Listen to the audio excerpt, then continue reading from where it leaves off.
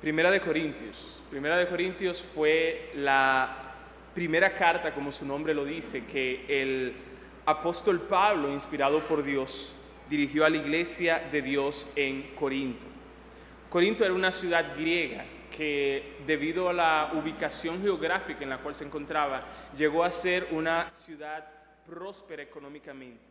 Pero no solamente eso, sino que también, como dice un autor, Corinto se volvió tan moralmente corrupta que su nombre mismo se convirtió en sinónimo de desenfreno y de depravación moral.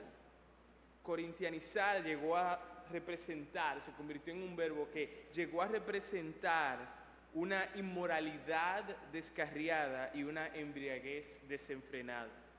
Y en el capítulo 6, versículos 9 y 10, Pablo lo que hace es enlistar algunos de los pecados específicos de los cuales la ciudad o por los cuales la ciudad se conocía. Y quiero invitarles a leer Primera de Corintios capítulo 6, versículos 9 al 11. Primera de Corintios capítulo 6, versículos 9 al 11, es allí donde vamos a estar basando este sermón. Dice: ¿no sabéis que los injustos no heredarán el reino de Dios? No erréis, ni los fornicarios, ni los idólatras, ni los adúlteros, ni los afeminados, ni los que se echan con varones, ni los ladrones, ni los maldicientes, ni los estafadores heredarán el reino de Dios. Y esto erais algunos, mas ya habéis sido lavados, ya habéis sido santificados, ya habéis sido justificados en el nombre del Señor Jesús y por el Espíritu de nuestro Dios. Si se fijan, nuestro pasaje comienza con una pregunta retórica y esa pregunta dice: ¿no sabéis? La respuesta es obvia. El propósito de esta pregunta es resaltar algo que ya era conocido por todos. ¿Y qué es eso obvio? ¿Qué es eso que se sabe y que no necesita mucha explicación? Bueno, el pasaje nos los dice, que los injustos no heredarán el reino de Dios. Y aquí la palabra injusto son todos aquellos que violan la justa ley de Dios o que hacen lo que es desaprobado por Dios. Y por lo tanto, debido a que ellos violan la ley de Dios y hacen lo que es desaprobado por Dios, ellos son culpables delante de Dios y experimentarán la retribución o el castigo de Dios. Nuestro primer punto es lo que nosotros éramos antes, y lo vamos a basar en los versículos 9 y 10, porque en los versículos 9 y 10 la idea de lo que dice que son los injustos se explica, o dicho de otra manera, que se va de lo general cuando dice son injustos que no heredarán el reino de los cielos a lo particular en estos versículos. ¿Quiénes son los injustos de los que habla el texto? Eso es lo siguiente que vamos nosotros a considerar brevemente. Pero antes de nosotros entrar en detalle de quiénes son estos injustos, nótese que el versículo nos llama y nos dice: no erréis. No erréis. Eso significa literalmente no desviarse del camino correcto. Y también se puede traducir: no se dejen engañar. No se dejen engañar. Y esto es sumamente importante, esta advertencia. ¿Por qué? Porque con lo anterior que el apóstol Pablo dijo, él da a entender a la iglesia de Corinto, él da a entender que esta iglesia ya sabía, ya conocía, ya entendía una verdad. ¿Y cuál es esa verdad? La que él dijo, que los injustos no heredarían el reino de Dios. Esa era la verdad que ellos sabían, ese era el camino correcto. Pero él, inspirado por Dios, les advierte que se cuiden de ser engañados al creer que por un lado se puede ser injusto y al mismo tiempo por el otro lado heredar el reino de Dios. Pablo les dice: cuídense no se dejen engañar. Ustedes saben muy bien que no se puede ser injusto por un lado y heredar el reino de Dios por el otro. Y la misma advertencia no solamente fue importante para los corintios en ese tiempo, la misma advertencia es relevante y muy importante para nosotros hoy en día. ¿Por qué? Porque algunos de estos pecados que nosotros vamos a considerar más adelante son considerados por la sociedad o son vistos por la sociedad hoy en día como algo normal. Y si en verdad esos pecados que vamos a considerar son algo normal, ¿qué tienen de malo? Y si son algo normal, todo el mundo lo hace, entonces no hay nada malo en ello. Algunos de estos pecados que estamos a punto de considerar son incluso no solamente vistos como algo normal, sino que también se va más allá y son aprobados por la sociedad. Y si son aprobados por la sociedad, eso significa que los que no lo aprueban son los que están mal, según ellos. Pero Dios entonces nos advierte, van a tratar de engañarte, van a tratar de desviarte del camino correcto, pero tú no cedas, no se dejen engañar, no erréis.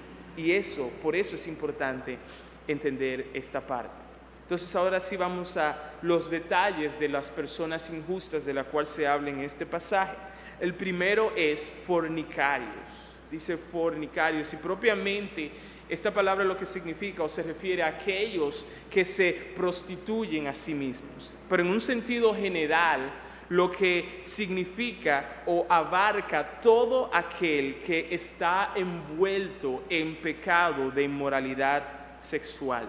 Y eso incluye tener relaciones antes del matrimonio, sea con una persona casada o con una persona soltera.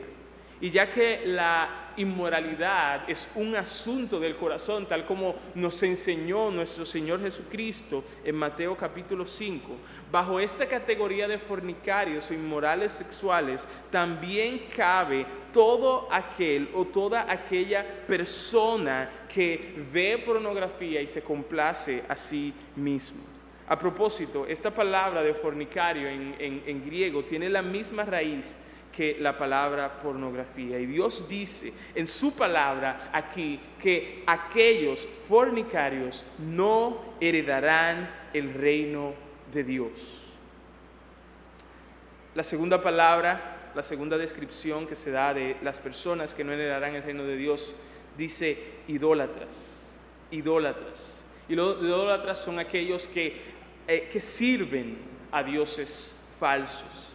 Y eso no se limita solamente a aquellos que adoran la imagen de un ídolo. No se limita solamente a ellos que tienen cuadros colgados en las paredes de sus casas. Tampoco se limita a esa persona, aunque lo incluye, que se postran delante de estatuas. Es interesante ver que en Efesios capítulo 5, versículo 5, Pablo dice que los avaros son idólatras. Dios llama a través de Pablo idólatras a los avaros. ¿Y por qué? Es interesante preguntarnos eso. ¿Por qué se llama a aquellos que son avaros como idólatras? Bueno, porque ellos están adorando al dinero al hacer de la razón de su existencia. Cuando los avaros hacen del dinero su razón de su existencia, ellos están adorando el dinero. Por lo tanto, son idólatras todos aquellos que aman y son más leales a cualquier persona o cosa más que a Dios. No es solamente, como dije, aquellos que tienen cuadros y se postran delante de imágenes, sino toda aquella persona que ama más que a Dios, que es más leal que a Dios. Alguna persona o cosa es un idólatra según la palabra de Dios. Puede ser una cosa como el dinero, los avaros, pero también puede ser una persona, sea una pareja o sea los hijos. Pero también puede ser un estado como la tranquilidad. Y nótese que nada de lo que yo mencioné anteriormente, ni la tranquilidad, ni el dinero, ni una esposa, ni los hijos, ninguna de estas cosas mencionadas son pecaminosas en sí mismos. El pecado está cuando nosotros tratamos como más importantes que Dios, somos más comprometidos y somos más leales, y nuestro supremo afecto está sobre estas cosas antes que a Dios. ¿Y sabe lo que Dios tiene que decir acerca de los idólatras? Que no heredarán el reino de Dios. La tercera categoría de personas son adúlteros. Adúlteros, y se refiere aquí a aquellos que tienen relaciones con el cónyuge ajeno. Nuevamente, Jesús nos enseñó en Mateo capítulo 5 que el adulterio comienza en el corazón.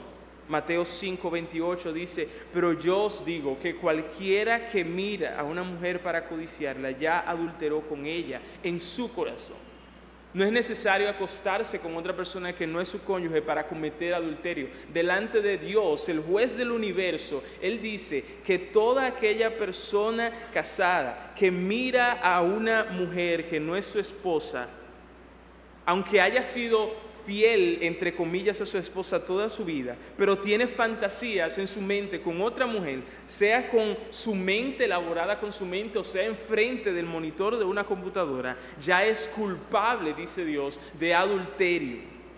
Ya es culpable delante de Él, y la sentencia de Dios para estas personas es que no heredarán el reino de Dios.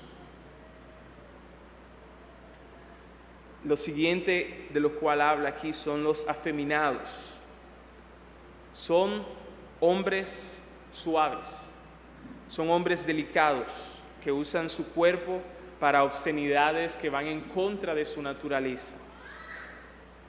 No solo de un varón, dice un diccionario bíblico, no solo de un varón que practica formas de perversión sexual, sino en general de las personas que son culpables de adicción o pecados de la carne voluptuosas.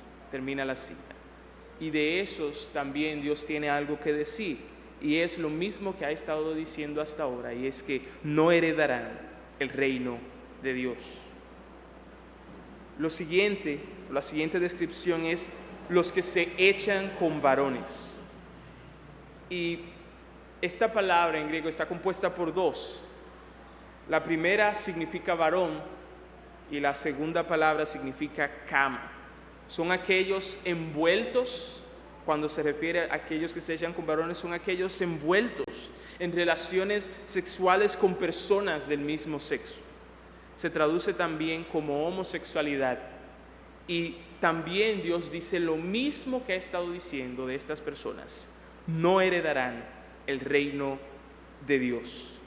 Y comentando sobre estos dos últimos términos, sobre los afeminados y los que se echan con varones o los homosexuales, dice una Biblia de estudio: el primer término era usado para describir a una persona, comúnmente a un muchacho joven, que era la parte pasiva en relaciones del mismo sexo, es decir, afeminados. El significado preciso de la segunda palabra, los que se echan con varones, es menos clara, pero podría ser usada para referirse a la parte dominante en las relaciones del mismo sexo.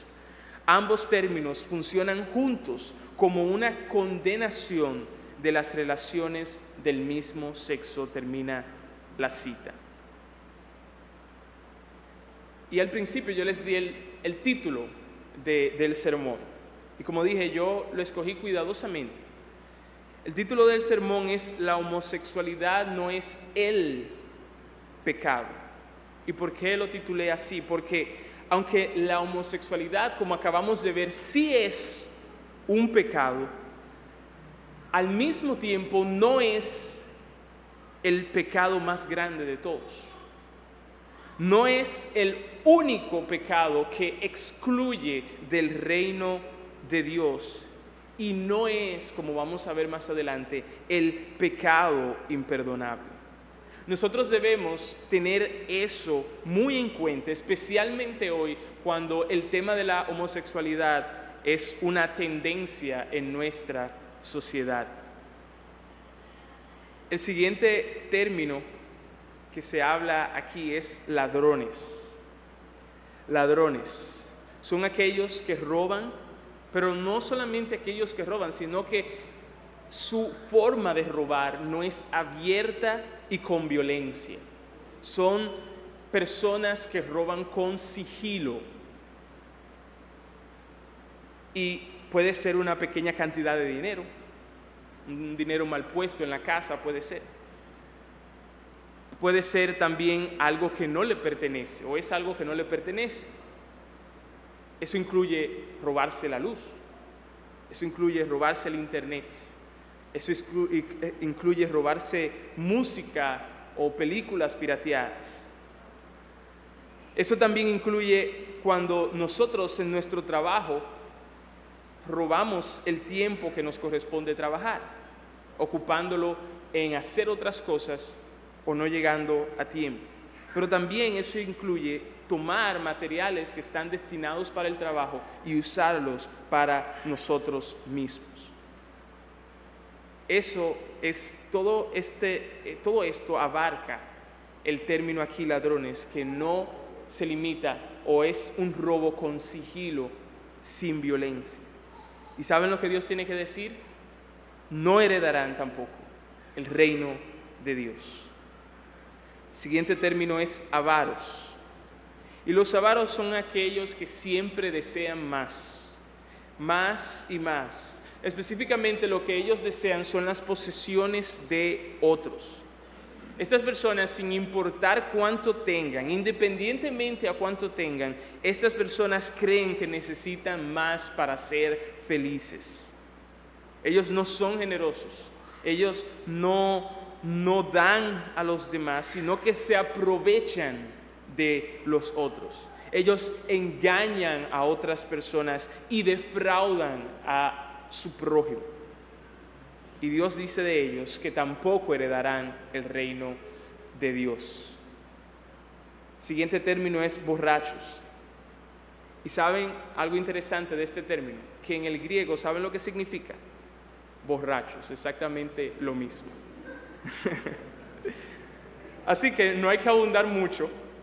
Ya todos nosotros en general sabemos lo que significan los borrachos. Y Dios también tiene que decir de ellos que no heredarán el reino de Dios. Siguiente, maldicientes. Son personas que denigran a otros con sus palabras. No es solamente personas que siempre andan echando maldiciones, sino que las palabras de ellos son utilizadas para destruir a otros. Son personas que dicen malas cosas, son personas que injurian, son personas que ofenden y obviamente maldicen también a otros. Los chismosos también caben dentro de esta categoría.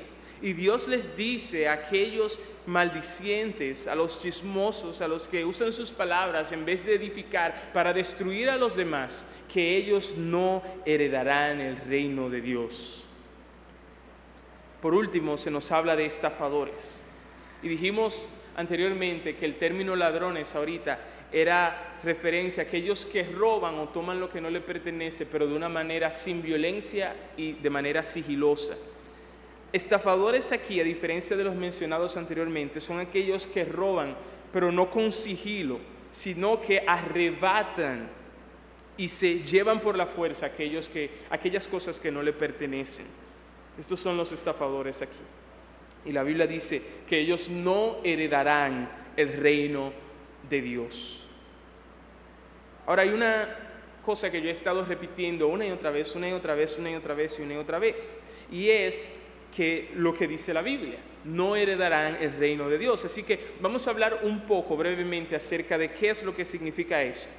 Cuando la Biblia habla del reino de Dios, lo que se refiere es a la presencia y al señorío mismo poderoso de la persona del Rey que es Jesús. Aquí se está hablando, cuando se refiere al reino de Dios en nuestro pasaje, se está hablando en un sentido futuro de este reino.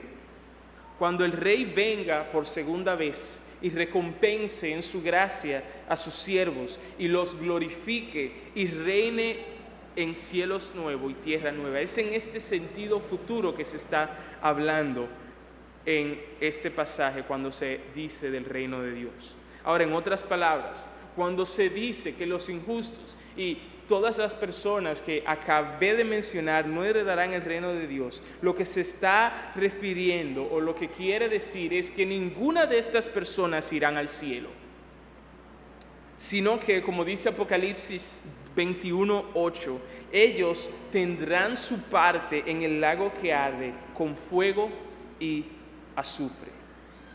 Eso es lo que quiere decir. ¿Qué es lo siguiente que dice nuestro pasaje? Y esto erais algunos. Yo no sé ustedes, pero a mí me encanta esta parte del versículo. Y esto erais algunos.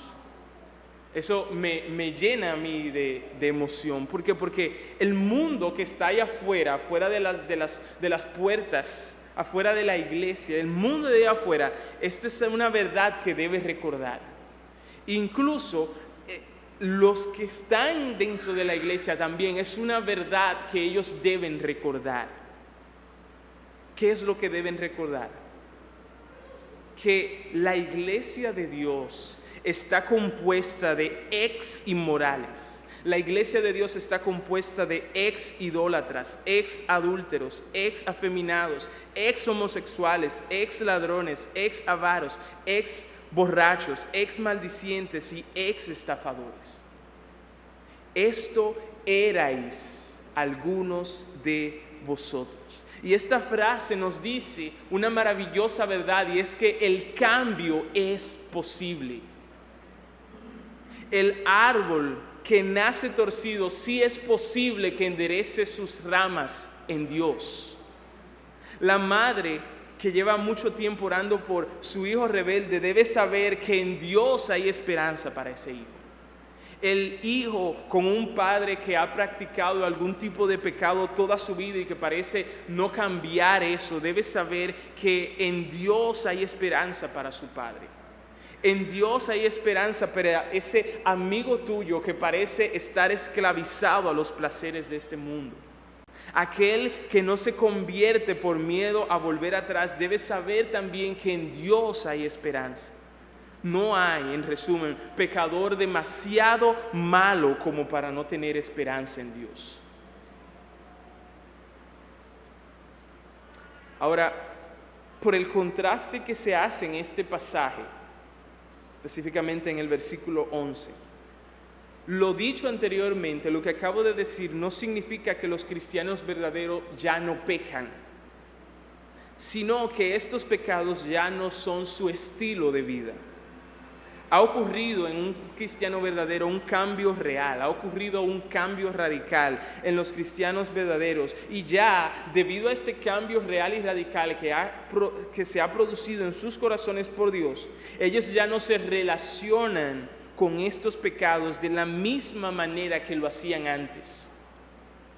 MacArthur dice, aunque los creyentes pueden y de hecho cometen estos pecados, esto no les caracterizan como un patrón constante de vida, termina la cita. Así que si los cristianos ya no son lo anteriormente dicho, ¿qué es lo que son ahora? Y eso es lo que aquí vamos a entrar al segundo punto, que es lo que ahora somos. Y el versículo 11 nos dice tres cosas que nosotros somos ahora. Y la primera dice que es lavados. Esa es nuestra nueva identidad en Cristo, lavados. Debido al pecado, las personas, todas las personas están sucias, están contaminadas, son inmundas delante de la presencia de un Dios que es 3 veces santo. Pero nosotros somos lavados de todos nuestros pecados en el nombre del Señor Jesús. En otras palabras, como dice Apocalipsis 1:5, Jesucristo nos lavó de nuestros pecados con su sangre. Nosotros pedimos, como el salmista pide en el Salmo 51, lávame más y más de mi maldad y límpiame de mi pecado.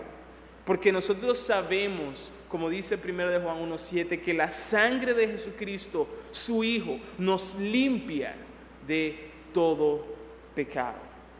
¿Y saben qué pasa? Que cuando Dios nos lava por medio de la sangre de Jesucristo, ya no hay más suciedad. Por eso dice en Isaías que si vuestros pecados fueran tan rojos como el carmesí, vendrán a ser tan blancos como la lana, tan blancos como la nieve. Cuando Dios nos lava por la sangre de Jesucristo, ya no hay más suciedad, ya no hay más contaminación y ya no hay más inmundicia. Se quita ese pecado delante de los ojos de Dios. El pecado nuestro se quita y somos perdonados.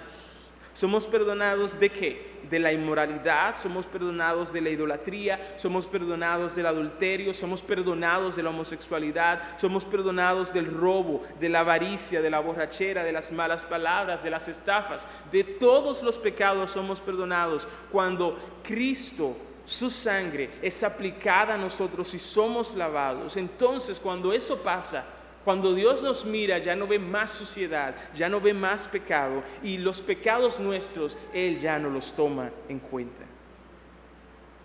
Y Dios dice que eso es lo que nosotros somos ahora, lavados. Pero también el siguiente término es santificados. Y este término aquí, en este pasaje, en 1 Corintios 6, no se refiere a la santificación progresiva, aunque sí es la base de esta santificación progresiva. Lo voy a explicar más adelante a qué me refiero. No se refiere, cuando dice que nosotros somos santificados, a la santificación progresiva, sino a la santificación definitiva. ¿Y qué es eso, santificación definitiva? Bueno, la santificación definitiva es un evento que nos marca o nos separa como pueblo escogido de Dios, nos hace su posesión atesorada y de pacto. Así también la santificación definitiva, Dios en ella nos redime o nos libera del dominio del pecado o de la esclavitud del pecado, al hacer que, al tomarnos y unirnos a Jesucristo, particularmente en su muerte, su resurrección y su ascensión. Por lo tanto, santificación en este sentido se refiere al rompimiento. Eso es la santificación aquí. El rompimiento decisivo y radical con el poder del pecado, como dice un autor llamado Sinclair Ferguson.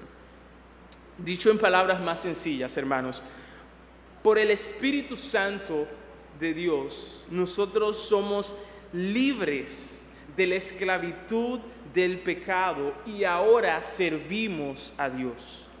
Y este evento realizado por Dios una sola vez y para siempre es la base, como dije anteriormente, de nuestra santificación progresiva.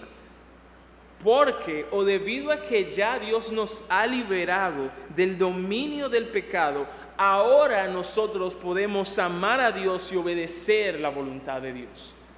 Primero tendríamos que ser liberados de una vez y para siempre de la esclavitud del pecado para que ahora nosotros podamos amar a Dios y obedecer a Dios. Eso se confirma en Romanos 6:22, escuchen lo que dice. Mas ahora que habéis sido libertados del pecado y hechos siervos de Dios, ese es el evento. ¿Qué dice? ¿Qué es lo siguiente que dice? Tenéis por vuestro fruto la santificación progresiva y como fin la vida eterna. Somos ahora santificados, nos dice Dios en su palabra. Y el último término es justificados, y eso significa que Dios nos ve y nos trata como si nosotros fuéramos justos debido a la obra de Jesús. Él nos trata y nos ve como si nosotros fuéramos justos debido a la obra de Jesús.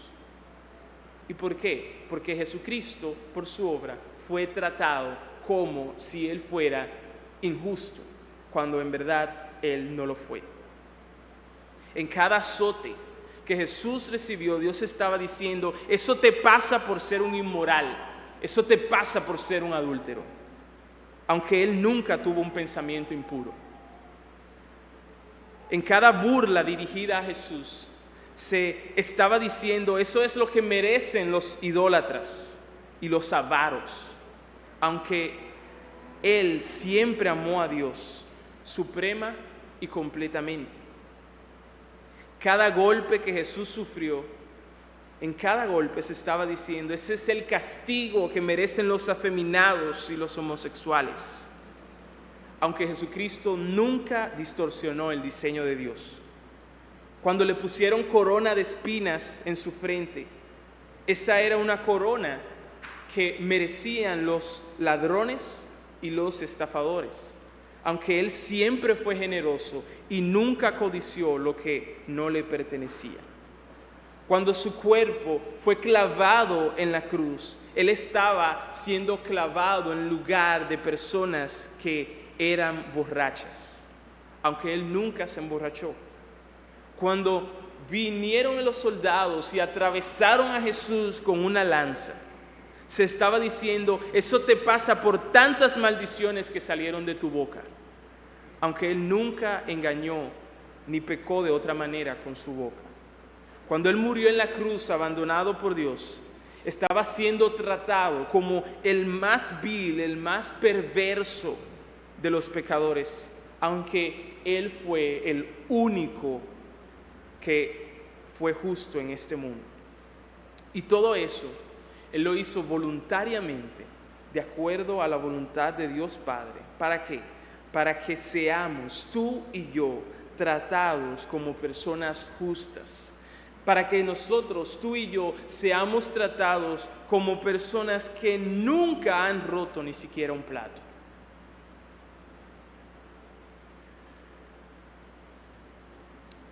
Un paréntesis, aquí no estamos hablando de la salvación por obras.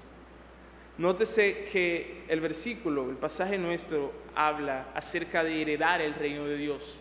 Y una herencia no se compra, una herencia es un regalo. Nótese también que según el pasaje, nosotros no somos quienes nos lavamos. Nosotros no somos quienes nos justificamos. Nosotros no somos quienes nos santificamos.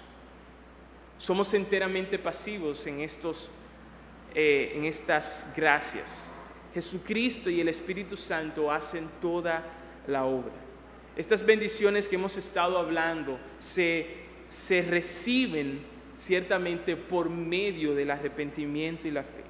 Y si tú le has pedido a Dios, hermano, que perdone todos tus pecados, y si tú puedes ver en tu vida una tristeza por el pecado y un odio hacia el pecado y un amor hacia Dios y una obediencia progresiva a Dios, y si tú puedes ver que tú confías en Cristo solamente para tu salvación y en nadie más, entonces yo tengo que decirte, o la palabra de Dios tiene que decirte, que tú puedes estar seguro que heredarás el reino de Dios, de que tú estás en el camino correcto, que estás camino al cielo.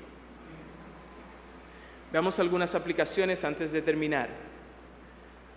Primero, a todo aquel que me escucha, no maximices tu propio pecado, o dicho de otra manera, no maximices el pecado de la homosexualidad y minimices tu propio pecado. No maximices el pecado de la homosexualidad y minimices tu propio pecado.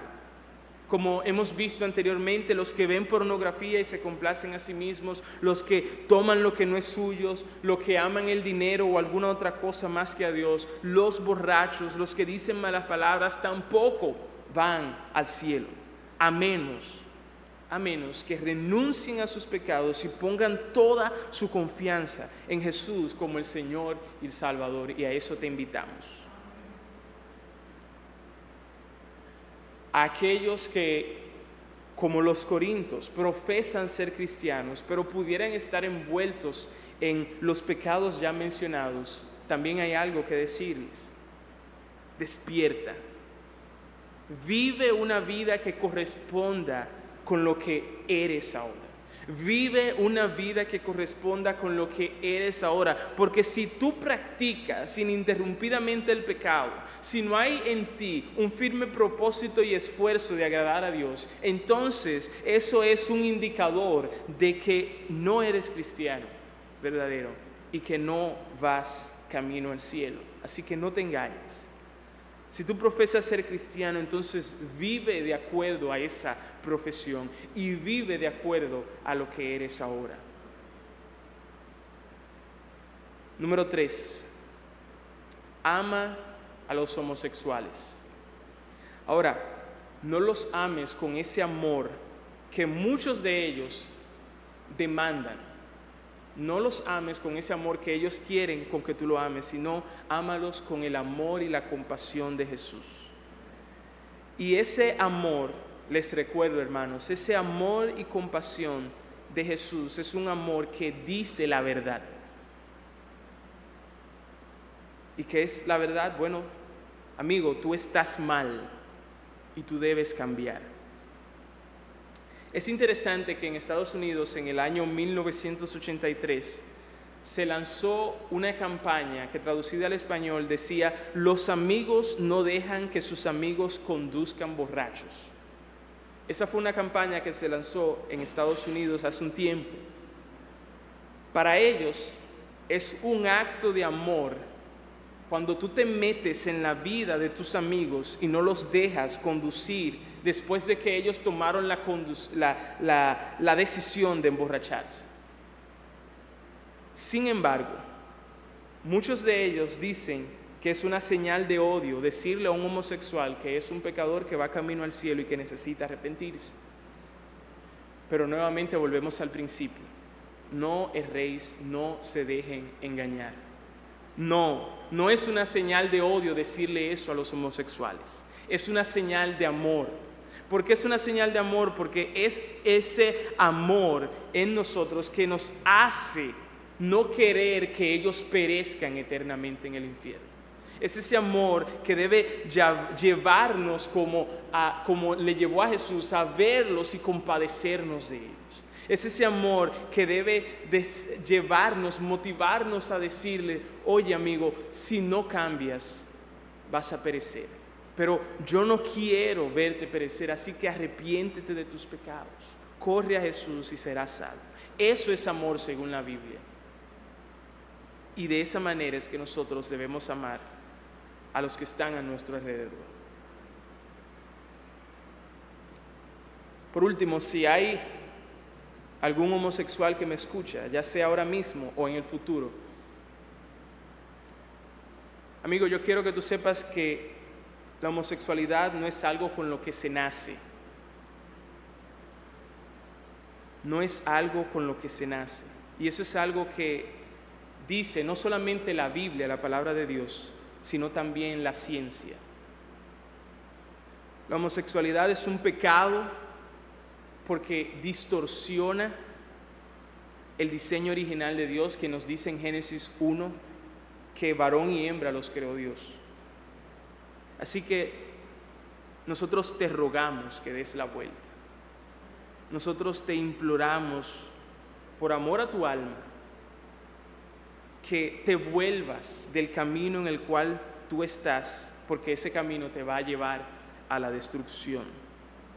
Da la vuelta y ve a Jesucristo, corre a Jesucristo, porque Él es un gran Salvador. Corre a Jesucristo, quien murió en una cruz, tanto para perdonar los pecados míos como los pecados tuyos. Pero también, no tan solo nos perdona, sino, como hemos visto ahora, Él también nos liberta del pecado y nos cambia para que también pueda ser dicho de ti: y esto erais algunos de vosotros. Ve a Jesucristo, porque Él es poderoso para salvar. Vamos a orar.